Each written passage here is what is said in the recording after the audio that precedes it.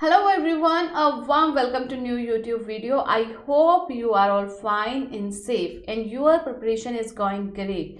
This side Manpreet and you are watching Arts Fever channel. Today's video is a day 14th video of our reading series challenge. अगर आप इस channel पर नए हो तो मैं आपको बता दूं कि हमने रीडिंग की एक सीरीज स्टार्ट की हुई है 30 डेज रीडिंग सीरीज, जिसमें हम डे 1 से लेकर डे 13 तक की वीडियोस अपलोड कर चुके हैं और आज है डे 14 और आज 14 डे में हम जो डिस्कस करने वाले हैं, जो क्वेश्चन टाइप हम डिस्कस करने वाले हैं वो क्वेश्चन टाइप है टेबल कंप्लीशन। सो टेबल कंप्लीशन में दो तरह के क्वेश्चन आपके पास आते हैं। कई बार आपको आंसर जो है सीक्वेंस वाइज मिलते हैं और कई बार आंसर आपको जो है सीक्वेंस वाइज नहीं मिलते, यानी कि ऐसा होता है कि कई बार आपको आंसर कोई कहीं पर मिलेगा लोकेशन में और ऊपर नीचे आंसर मिलेंगे। सो आज जो हम क्वेश्चन टाइप करने वाले हैं वो यही क्वेश्चन है जिसमें आपको आंसर सीक्वेंस वाइज नहीं मिलेंगे और आपको उस टेबल को किस तरह से अंडरस्टैंड करना है, किस तरह से आपको क्वेश्चन को अंडरस्टैंड करना है, क्या आपको राइट कीवर्ड पिक करने हैं और किस तरह से आपको उस लोकेशन पर जाना है और राइट आंसर पिक करना है। सो ये आज का हमारा मोटो रहेगा इस वीडियो का।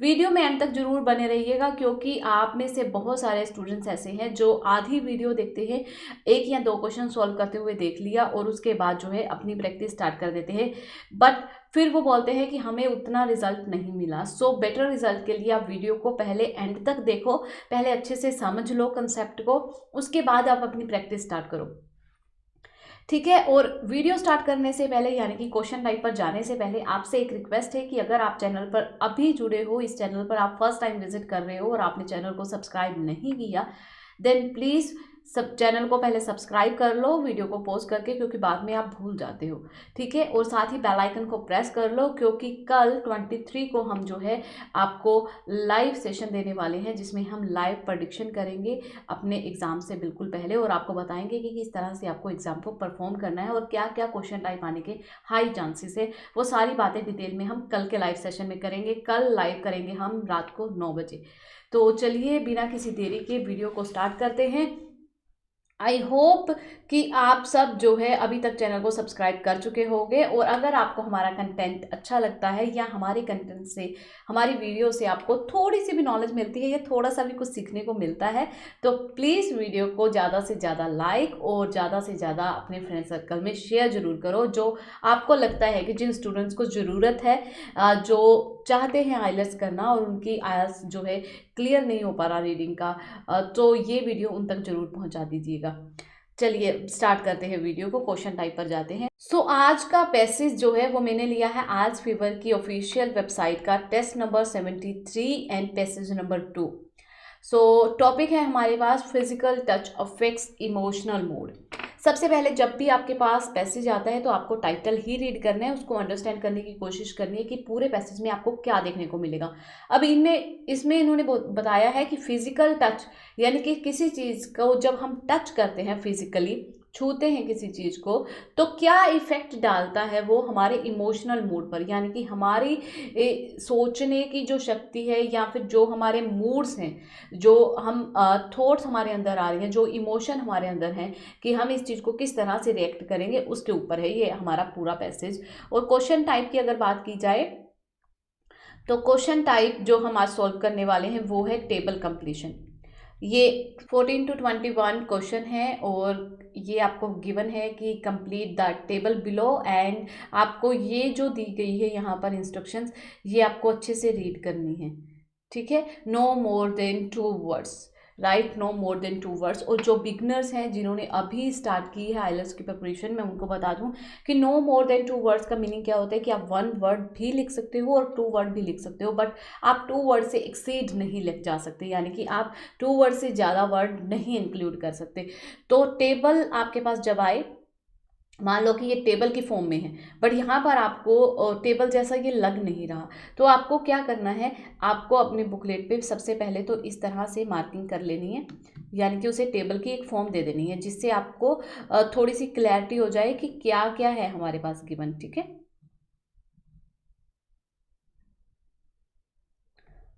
ओके,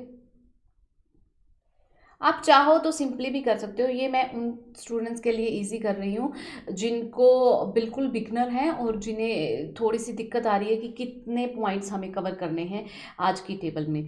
ठीक है, सो ये अब जो है टेबल फॉर्म बन गई है हमारी। इसी तरह से आपका टेबल होता है। थोड़ी सी लाइनें ऊपर नीचे से जा रही हैं क्योंकि माउस से वर्क करना थोड़ा इजी होता है, बट लैपटॉप पर माउस यूज़ करना मुझे थोड़ा सा हार्ड लग रहा है। That's the reason.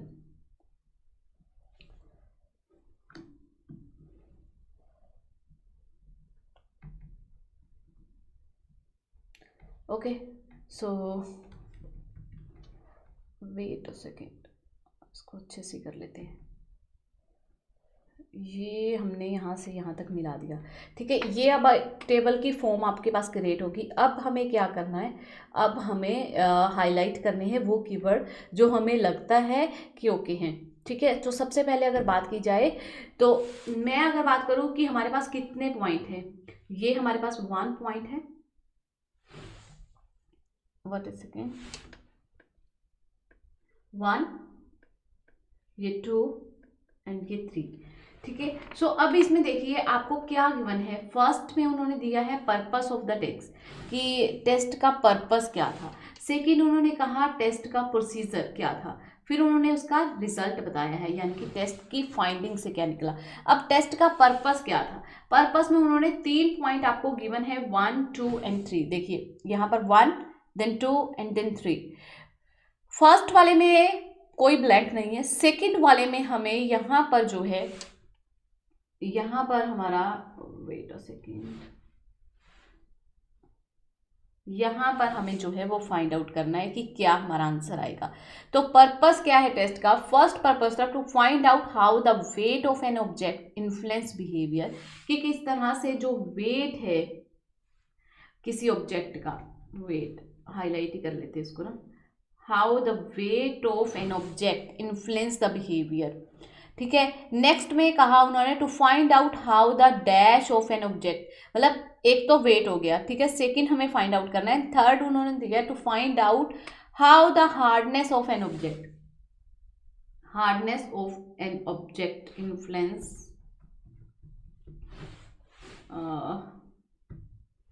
कि किस तरह से हार्डनेस जो है किसी ऑब्जेक्ट की वो इन्फ्लुएंस करती है बिहेवियर को। तो पर्पस क्या था टेस्ट का, फर्स्ट था कि किसी चीज़ का वेट जो है वो किस तरह से किसी बिहेवियर के किसी पर्सन के बिहेवियर को चेंज कर सकता है। वेट यानी कि कोई चीज़ कितनी भारी है, कितनी वो हल्की है, लाइट वेट है, कितनी हैवी है, वो चीज़ पे हमारा बिहेवियर डिपेंड करता है। सेकंड हमें गिवन नहीं है। थर्ड में उन्होंने कहा कोई चीज़ की हार्डनेस, यानी कि कोई चीज़ कितनी हार्ड है और कितनी वो कम हार्ड है, यानी कि कितनी वो सॉफ्ट है, वो हमारे बिहेवियर को कैसे चेंज करता है। थर्ड जो है पर्पस किस चीज़ को लेकर था वो हमें जज करना है। जहाँ पर आपको वेट एंड जहाँ पर आपको हार्डनेस मिलेगा वहीं पर आपको अपना आंसर मिलेगा। अब टेस्ट प्रोसीजर की बात की गई है। उन्होंने कहा जो टेस्ट का, चलिए पहले इतने ढूंढ लेते हैं आप कंफ्यूज ना हो तो इस वजह से। ठीक है, सो हम चलते हैं ऊपर अपने पैसेज में, और जहाँ पर पैसेज मैं आपको लोकेशन बता देती हूँ कि हमारा सी पैसेज से यहाँ से हमारी लोकेशन स्टार्ट है। ठीक है, उससे पहले उन्होंने ब्रीफ इंट्रोडक्शन दी गई है कि ये स्टडीज़ हुई हैं, पर यहाँ से गिवन है। उन्होंने कहा the researcher carried out a set of experiments on volunteer, set of experiment किए गए टू टेस्ट हाउ ऑब्जेक्ट्स, किस तरह से objects weight, texture and hardness को लेकर। ठीक है, वेट हमें गिवन है, हार्डनेस हमें गिवन है, एंड थर्ड टेस्ट क्या था ऑब्जेक्ट का, टेक्सचर, कि उस चीज़ का टेक्सचर कैसा है वो बताएगा, वो शेप जजमेंट देगी about other peoples, other people. ठीक है, सो किस तरह उस पर्सन उस ऑब्जेक्ट का वेट है, क्या उसका टेक्सचर है, टेक्सचर यानी कि उसको जब हम टच करते हैं उसका टेक्सचर सॉफ्ट है, हार्ड है, किस तरह का है, वो टेक्सचर जो है वो हमें बताता है कि वेट, टेक्सचर एंड हार्डनेस वो बताता है कि किस तरह से वो किसी पर्सन के इमोशनल मूड को या फिर किसी पर्सन के बिहेवियर को किस तरह से इन्फ्लुएंस करता है। तो हमें फर्स्ट आंसर हमारा मिल गया है, वो क्या है आपका टेक्सचर। सो अगर आप ध्यान से देखो तो ये क्वेश्चन नंबर 15 है, जबकि 14 का आंसर हमें यहाँ पर मिलेगा, पर अभी इसकी बात नहीं की गई, इसलिए मैं आपको बोल रही हूँ कि आप जो टेबल गिवन होता है वो इसी तरह से गिवन होता है आपको, ठीक है। वेट अ सेकेंड, यहाँ पर लिख लेते हैं।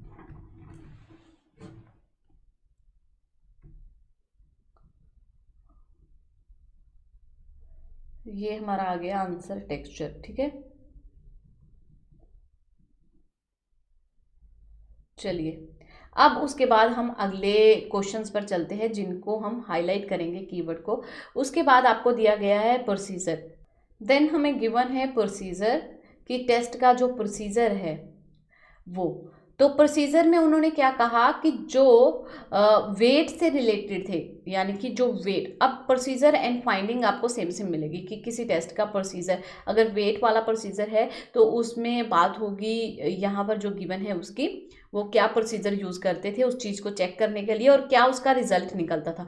मतलब ये दोनों आंसर आपको सेम लोकेशन पर मिलेंगे। तो टेस्ट प्रोसीजर जो वेट से रिलेटेड है वो कह रहे हैं कि वॉलंटियर्स इवेलुएट सीवीज ऑन इधर हैवी और लाइट वेट कर, यानी कि वो किस तरह इवेलुएट करते थे, वो करते थे सीवीज के दौरान, यानी कि जो आप रिज्यूमे वगैरह देते थे वो किस पर देते थे, हैवी या लाइट वेट जो है क्लिपबोर्ड उस पर दिया जाता था, ठीक है। तो ये प्रोसीजर करने का तरीका था उनका, और उसका रिजल्ट क्या निकल रहा था, volunteers with heavy clipboard rated job applicant as dash about the position।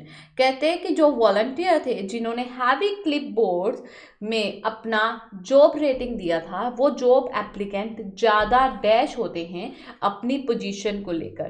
कहते हैं कि जिन्होंने अपना रिज्यूमे हैवी क्लिपबोर्ड में दिया था वो जॉब एप्लीकेंट, यानी कि वो जो अप्लाई कर रहे हैं जॉब को, वो पर्सन ज़्यादा अपनी पोजीशन को लेकर क्या थे, वो हमें फाइंड आउट करना है। अब बात करते हैं टेक्सचर की, कि जो टेक्सचर पर्पस के लिए थे वो बोल रहे थे, वो उन्होंने क्या प्रोसीजर यूज़ किया, वॉलंटियर अरेंज अ डैश। तो यहाँ पर हमें नहीं गिवन कि उन्होंने क्या चीज़ जो है यूज़ की थी पर्सन्स को जज करने के लिए, उनका बिहेवियर जज करने के लिए। उन्होंने कुछ चीज़ अरेंज की थी, a dash before reading about conversation between two people, इससे पहले कि दो पर्सन के बीच में कन्वर्सेशन हो उससे रिलेटेड कोई उन्होंने प्रोसीजर किया था, वो प्रोसीजर हमें नहीं गिवन है यहाँ पर, ठीक है। Volunteer were less likely to less wait a second less likely to characterize the interaction as difficult if pieces were dash। कहते हैं कि जो पर्सन, जो वॉलंटियर थे वो लेस लाइकली, मतलब उनमें पॉसिबिलिटी के चांसेस कम थे एक दूसरे को इंटरेक्ट करते हुए डिफ़िकल्टी लेवल क्रिएट होने के, यानी कि वो बहुत ही अच्छे से इंटरेक्ट कर पा रहे थे एक दूसरे के साथ अगर उनके पीसीज, इफ़ पीसीज वर। तो टेक्सचर का मतलब यानी कि कुछ पीसीज को लेकर जो है उन्होंने कोई कोई चीज़ के पीस दिए होंगे जो उन्हें जज करना था, इफ़ पीसीज आर, ठीक है। सो अगर पीसीज उनके क्या थे वो हमें यहाँ पर फाइंड आउट करना है। नेक्स्ट में हमने फाइंड आउट करना है, मैं ये इसलिए मार्क कर रही हूँ कि हमें नहीं पता कि पहले हमें ये वाला आंसर मिलेगा या ये मिलेगा, इसलिए आप सारे कीवर्ड एक बार में अंडरलाइन कर लो, जहाँ पर आपको जो कीवर्ड मिलता है वहाँ पर थोड़ा सा फोकस होकर वो क्वेश्चन को रीड आउट करो। तो हार्डनेस के मामले में हमें पता है एक हार्ड कॉपी होगी और एक सॉफ्ट कॉपी, तो वही उन्होंने कहा volunteer hold hard and soft object, उन्हें दिया जाता था hard and soft object before watching a scene, पहले एक सीन को परफॉर्म करने से पहले, वॉच करने से पहले, देखने से पहले, विच टेक्स प्लेस, जिसे वो किस जगह पर परफॉर्म करते थे, किस जगह पर परफॉर्म करते थे वो हमें फाइंड आउट करनी है जगह, ठीक है। देन उसका रिजल्ट क्या निकला, volunteer were more likely to. अब देखो लाइकली टू और अनलाइकली टू, मैंने बहुत सी वीडियो में आपको बताया कि ये वर्ड इतने कंफ्यूजिंग हैं कि इन पर आपको ज़्यादा ध्यान देना है। लाइकली टू मीन्स कि उस चीज़ की पॉसिबिलिटी है, वो कहते हैं कि volunteer are more likely to, high possibility है कि जो व्यू होगा, to view the worker, worker का व्यू जो है वो स्ट्रिक्ट होगा, if they held a dash, अगर उनके पास डैश ऑब्जेक्ट है। कौन सा ऑब्जेक्ट, या तो हार्ड होगा या सॉफ्ट होगा, तो वो यहाँ पर आएगा, क्योंकि हमें पता है हार्डनेस से रिलेटेड है और दो ही ऑब्जेक्ट आपको गिवन है, हार्ड एंड सॉफ्ट ऑब्जेक्ट। ठीक है, सो वो पर्सन ज़्यादा स्ट्रिक्ट होगा, कौन सा वर्कर, कौन सा एम्प्लॉई जो है वो ज़्यादा स्ट्रिक्ट होगा, if they had a dash, जो इनके पास हार्ड कॉपी है या जिनके पास सॉफ्ट कॉपी है, सॉफ्ट ऑब्जेक्ट है। नेक्स्ट कीवर्ड जो हम अंडरलाइन करेंगे वो है वॉलंटियर एंगेज इन, उन्हें एंगेज किया गया, उन्हें इन्वॉल्व किया गया, किसमें, in mock dash over the price of car. जहां पर प्राइस ऑफ कार की बात आएगी, हो सकता है मॉक इंटरव्यू हो सकता है कुछ और हो, कोई सर्वे वगैरह हो, कोई सर्वे किया गया ओवर द प्राइस, किस चीज़ के प्राइस को लेकर, कार के प्राइस को लेकर। ठीक है, देन उसका रिजल्ट क्या निकला, वॉलंटियर इन डैश, जिन वॉलंटियर्स के पास डैश था, यानी कि जिनके पास हार्ड कॉपी थी या हार्ड ऑब्जेक्ट था या सॉफ्ट ऑब्जेक्ट था, showed more movement between offer, जिनके पास कौन सी कॉपी थी उन्होंने शो किया ज़्यादा मूवमेंट बिटवीन ऑफर्स। ठीक है, सो आपको क्वेश्चन अब समझ आ गए, अब आंसर समझने थोड़े इजी हो जाएंगे। हमें तीन तरह के पर्पस दिए गए हैं, first wait, second texture and third is hardness. Hardness में उन्होंने हार्ड एंड सॉफ्ट ऑब्जेक्ट के बारे में बात की है, टेक्सचर के बारे में किसी पीसीज की बात है, बट हम क्लियर नहीं है कि वो टेस्ट किससे रिलेटेड था, एंड वेट से रिलेटेड जो है वो सीवी से रिलेटेड था कि उन्हें heavy and light weight clipboard दिए गए थे रिज्यूमे के, और वो पर्सन की क्या रिजल्ट, क्या फाइंडिंग निकली वो हमें देखना है। चलिए अब चलते हैं हम ऊपर और अपनी लोकेशन जो है हम सर्च करते हैं। सबसे पहले जब हम यहाँ तक पढ़ चुके थे उसके बाद उन्होंने कहा the result publish in journal science make fascinating reading in one experiment. अब देखिए यहाँ पर फर्स्ट एक्सपेरिमेंट की वो बात कर रहा है, इन वन एक्सपेरिमेंट, कि जो फर्स्ट एक्सपेरिमेंट था, wait a minute, in one experiment 86 volunteer were invited to a lab। 86 volunteer को लैब में इनवाइट किया गया एंड seated, उन्हें बिठाया गया इन ईदर वुडन चेयर और सॉफ्ट चेयर और सॉफ्ट सीट, सॉरी। अब आपको किसी सीट पर बिठाया गया है, किसी वॉलंटियर्स को सीट पर बिठाया गया, वुडन चेयर जो कि हार्ड होगी एंड सॉफ्ट सीट पर, यानी कि ये किससे रिलेटेड हमारा एक्सपेरिमेंट है, हार्डनेस से रिलेटेड, जो हमने सबसे लास्ट में पढ़ा था वो वाला। And ask to imagine shopping for a new car. अब यहाँ पर कार की भी बात आ गई, देखिए तो यहाँ से भी आपको क्लियर हो जाएगा, दो कीवर्ड मिल गए। तो उन्हें ये इमेजिन करने को कहा गया कि आप शॉपिंग कर रहे हो किसी नई कार की at dealer, after being told the striker price of car, कि प्राइस कार का उन्हें जो है वो बता दिया गया, and they are invited to write down their first offer price and a second price. उन्हें कहा गया कि आप लिखो अपना first offer price and second price, and assuming, और ये मान के चलो कि डीलर ने जो है रिजेक्ट कर दिया है आपका फर्स्ट ऑफर, ऑफर की भी बात आ गई। ठीक है, फर्स्ट ऑफर जो है वो रिजेक्ट कर दिया है। दोज इन हार्ड चेयर, जो पर्सन हार्ड चेयर पर थे, वर लेस फ्लेक्सिबल, जो हार्ड चेयर पर थे वो लेस फ्लेक्सिबल थे, मतलब उनमें फ्लेक्सिबिलिटी नहीं थी इन देयर हैंडलिंग स्किल्स, यानी कि मतलब वो मोल भाव कर सके वो वाली स्किल में उनके पास फ्लेक्सिबिलिटी नहीं थी, and were far less willing to drop their price, और वो अपना प्राइस को ड्रॉप नहीं कर पाए during the negotiation, during the negotiation the researchers found. अब यहाँ से आपको क्या क्लियर हो रहा है, वो कहते हैं कि एक एक्सपेरिमेंट किया गया 86 वॉलंटियर्स को लेकर, जिन्हें लैब में इनवाइट किया गया और उन्हें बिठाया गया हार्ड सरफेस पे और सॉफ्ट सीट पर, यानी कि हार्ड एंड सॉफ्ट, हार्डनेस से रिलेटेड यहाँ पर क्लियर है। उन्हें कहा गया कि आपको प्राइस जो है कार का वो बताया जाएगा और आपको अपने एक लिखना है नोट पर first offer price and second offer price, और ये मान के चलो कि डीलर ने फर्स्ट वाला ऑफर प्राइस रिजेक्ट कर दिया, तो आप उसे क्या ऑफर करोगे कि वो आपके लिए मान जाए कि इस प्राइस में मैं आपको ये चीज़ दे दूंगा। तो रिजल्ट क्या निकला, क्या चीज़ उन्होंने करके देखी थी, उन्होंने मॉक क्या करके देखा था।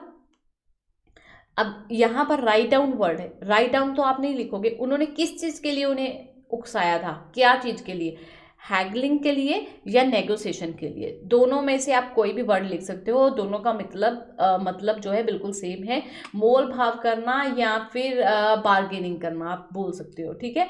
सो ये आ गया हमारा वर्ड जहां पर उन्होंने कहा था dash over the price of car, bargaining, handling करना price over the price of car, या फिर negotiation over the price of car. Negotiation I think ज़्यादा सूटेबल है, सो नेगोशिएशन आप लिख सकते हो।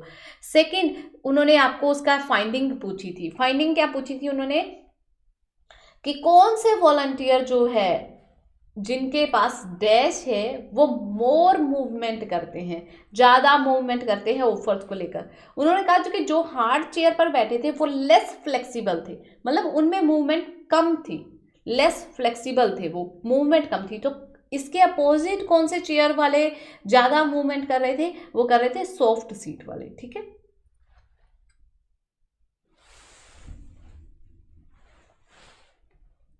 चलिए अब हम चलते हैं नीचे जहां पर हमें आंसर लिखने हैं। देखिए अब हमें ये वाला, ये तो आपको क्लियर है कि यहाँ पर जो है ये आपका पैसेज था, ठीक है। अब उन्होंने यहाँ पर कोई बात नहीं की, अभी अभी उन्होंने कहाँ पर बात की है? अभी उन्होंने बात की है यहाँ पर प्राइस ऑफ कार की। उन्होंने कहा कि किस चीज़ पर प्राइस में, किस चीज़ में एंगेज किया था उन्हें, किस चीज़ में एंगेज किया था? नेगोशिएशन में, कि वो नेगोशिएट कर सकें प्राइस को लेकर, मोल भाव कर सके, ठीक है। आंसर आपका आ जाएगा नेगोशिएशन, ठीक है। या फिर आप जो है अपना आंसर लिख सकते हो इसके अलावा जो आपको दिया गया था हैंगलिंग, ओके। वेट अ सेकेंड, इसको हम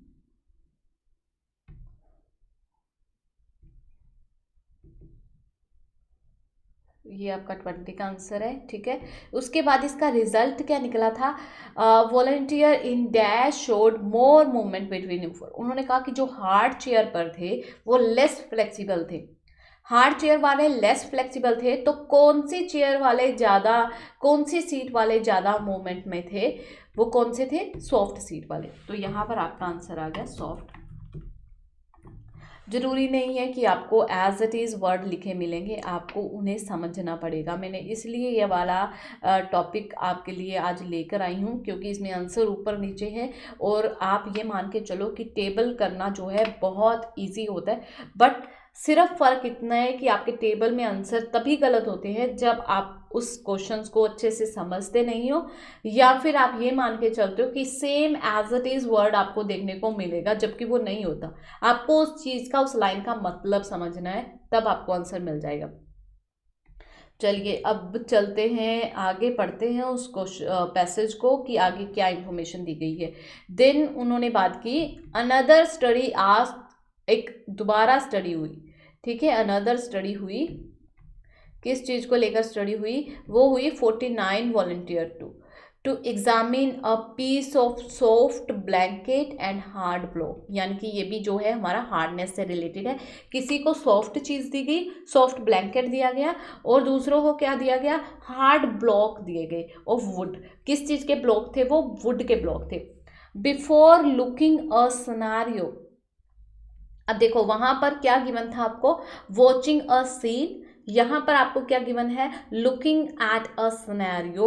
both are same word, same meaning, ठीक है। बस ये है कि सिमिलर वर्ड यूज किए गए हैं। लुकिंग को वहां पर वॉचिंग लिखा है, सिनेरियो को वहां पर सीन लिखा है। Set in a dash, place in a dash. तो ये डैश आपको गिवन है, कौन सी जगह पर वो scenario? Before watching a scene, place in a dash, कहाँ पर? वर्क प्लेस पर, ठीक है। आंसर मिल गया आपको, हम लिख लेते हैं वहां पर। वेट अ सेकेंड, देखिए before looking a scenario, before watching a scene which takes place in a dash, which, वहां पर क्या लिखा? Set in a dash. कहाँ पर, कहाँ पर वो सेट किया गया था? वर्क प्लेस पर। वो सिनेरियो कहाँ पर सेट था? वर्क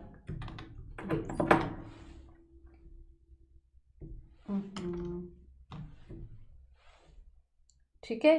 सो कहाँ पर वो सीन सेट किया गया था, वो किया गया था वर्क प्लेस पर, यानी कि किसी पर्सन की जो है उन्हें एक को सॉफ्ट ब्लैंक कर दिया गया, कुछ पर्सन को सॉफ्ट ब्लैंक कर दिया गया, कुछ को हार्ड ब्लॉक दिए गए। ठीक है, तो उन्होंने कहा कि volunteer were more likely to, ज़्यादा वर्कर जो हैं वो देखने को मिले strict if they had hard object, अगर उनके पास हार्ड ब्लॉक थी या फिर उनके पास सॉफ्ट ब्लैंकेट था, दोनों में से कौन से वॉलंटियर जो है ज़्यादा कंसीडर किया गया उन्हें strict.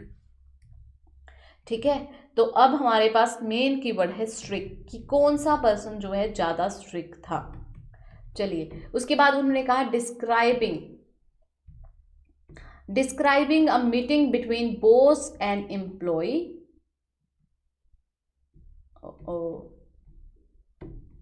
Wait a second,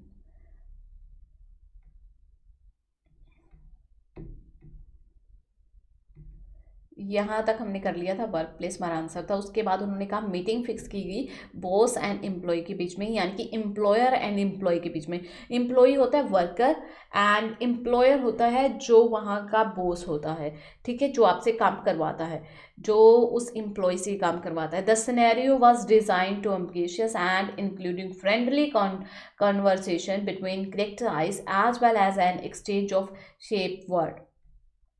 Volunteer who were given the hard block, देखियो, volunteer who were given the hard block of wood handle judged employee to be more rigid and stricter than those who had been a blanket to hold। कहते कि वो employ हमें worker given है, वो क्या थे, मोर rigid थे and stricter थे देन दोज, उनके मुकाबले जिनके पास सॉफ्ट ब्लैंकेट था।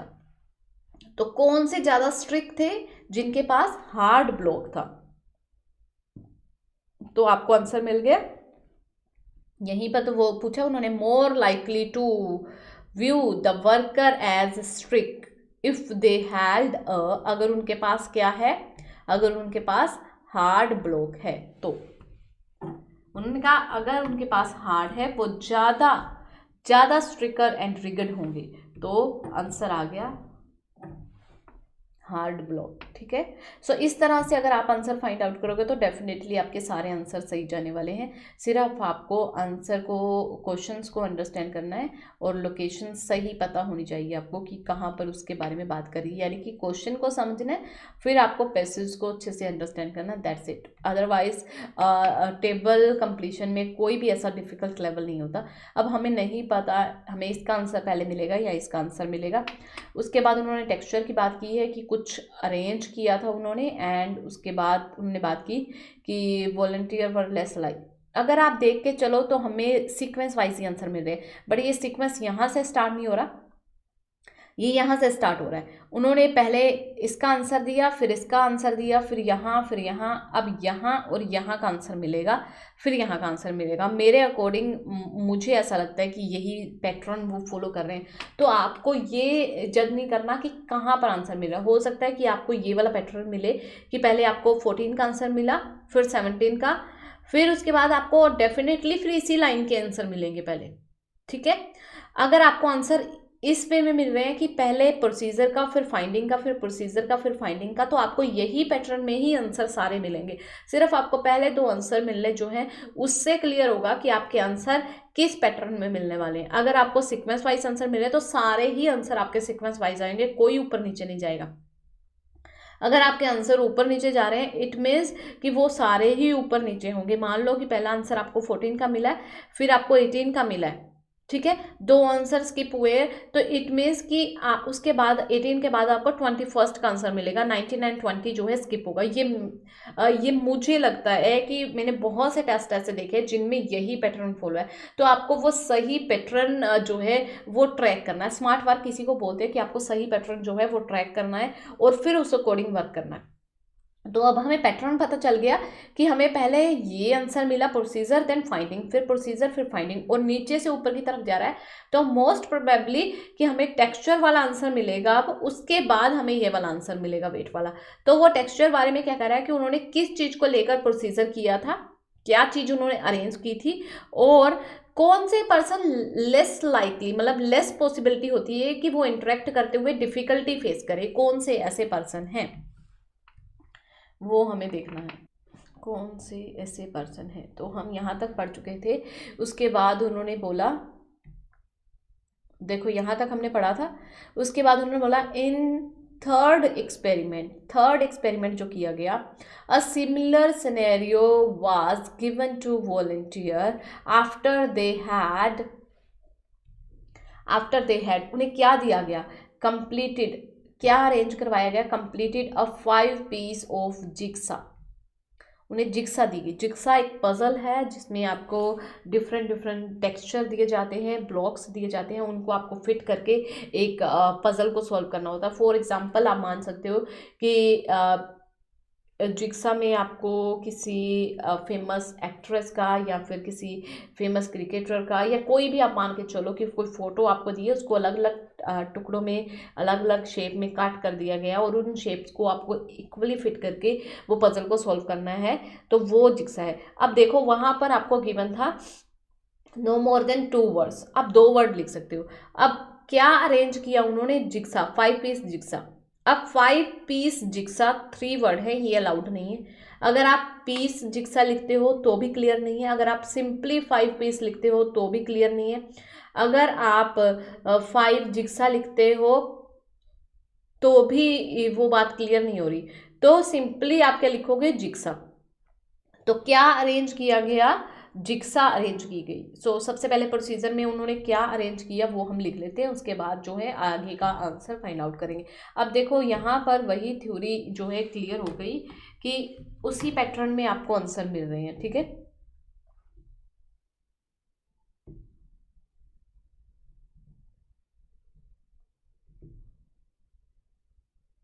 यहाँ पर आ गया जिक्सा कि उन्होंने क्या अरेंज किया था, 5 पीस ऑफ जिक्सा जो है वो अरेंज किए थे, 5 पीस जिक्सा के। तो कौन से पर्सन जो है लेस लाइकली इंटरेक्ट होते हैं और डिफ़िकल्टी फेस कम करते हैं, वो पर्सन हमें फाइंड आउट करने हैं। सो उन्होंने कहा कि कुछ वॉलंटियर्स को, half volunteer were given a smooth puzzle, कुछ को क्या दिया गया, स्मूथ पजल दी गई, while other were given one covered with sand paper. कहते हैं कि कुछ को क्या दिया गया, कुछ को स्मूथ पजल दी गई, कुछ को दिए गए कि जो वो वाली पजल दी गई जो सैंड पेपर से कवर थी। Again those who were given rough object, कहते अगेन ये देखा गया कि जिनके पास रफ ऑब्जेक्ट था, यानी कि जिनको ये वाली पजल दी गई थी जो सैंड पेपर से कवर थी, रेटेड द रिलेशनशिप, जो उनका इंट्रैक्शन था बिटवीन करेक्टर्स, मतलब दूसरों के साथ इंटरेक्ट करने का उनका बिहेवियर था, जो वो क्या था, हार्श था, मतलब बहुत ही बुरा आप कह सकते हो, और एडवर्सल, यानी कि आप मान के चलो कि वो कॉन्फ्लिक्ट, डिफ़िकल्टी ज़्यादा आती थी उन्हें रिलेशनशिप बनाने में, दूसरों के साथ अपना मेंटेन करने के साथ, इंटरेक्ट करने के साथ, दूसरों के साथ, मतलब कॉन्फ्लिक्ट भरा था उनका, जो आप कह सकते हो behaviour. Then those who were given smooth jigsaw, उनके कंपैरिजन जिनको स्मूथ जिक्सा दी गई थी, यानी कि जिनको रफ ऑब्जेक्ट मिला था, जिनको वो वाली जिक्सा मिली थी पजल जो कवर थी सैंड पेपर के साथ, वो कहना चाह रहा है कि जिनको रफ ऑब्जेक्ट दिया गया था उनका रिलेशनशिप दूसरों के साथ बहुत ही बुरा और डिफ़िकल्टियों से भरा और कॉन्फ्लिक्ट से भरा था, एज कंपेयर टू स्मूथ जिक्सा जिनको दी गई थी। अब हमें क्वेश्चन में क्या उन्होंने कहा, हमें क्वेश्चन में उन्होंने पूछा कि volunteer were less likely to, अगर यहाँ पर मोर होता तो आंसर कुछ और होता, यहाँ पर लेस है तो उन्होंने कहा कि किन को इंटरेक्ट करने में डिफिकल्टी कम आती है। तो जो हार्ड ऑब्जेक्ट जिनको दिया गया था, जिनके पास रफ ऑब्जेक्ट था, वो क्या करते थे, उन्हें अपना रिलेशन मेंटेन करने में डिफ़िकल्टी आती थी क्योंकि कॉन्फ्लिक्ट्स ज़्यादा होते थे, ठीक है। सो कौन से वालों को नहीं आती थी, जिनको स्मूथ पजल दी गई थी, ठीक है।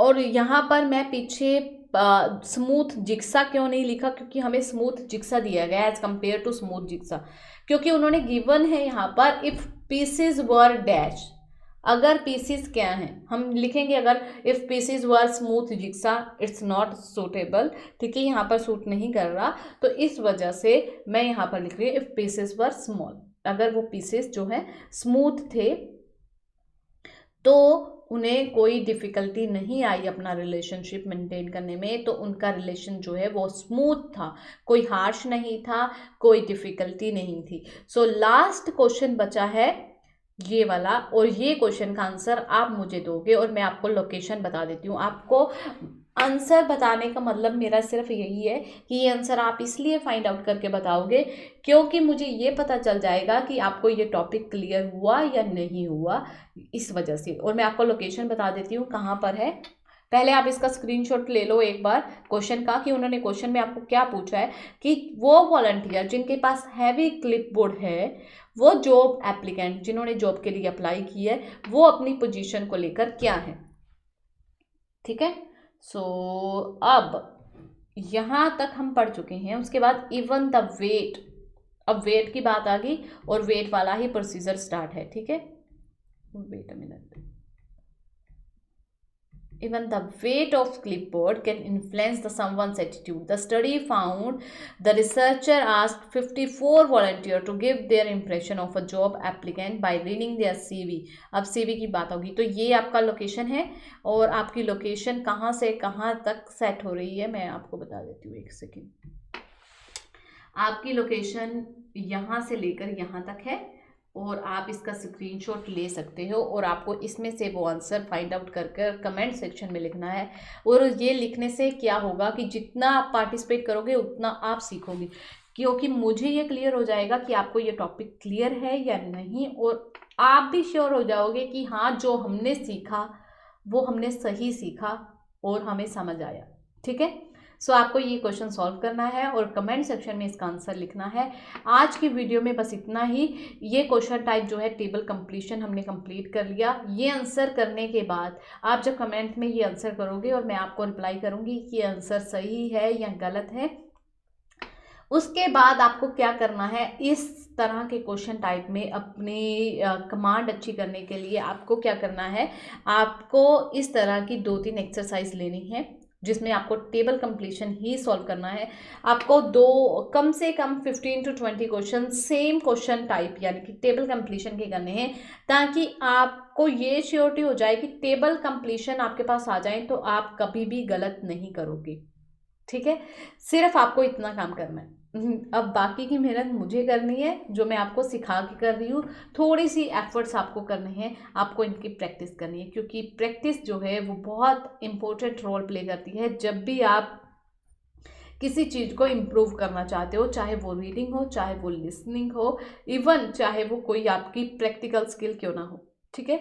सो आपको ये करना है।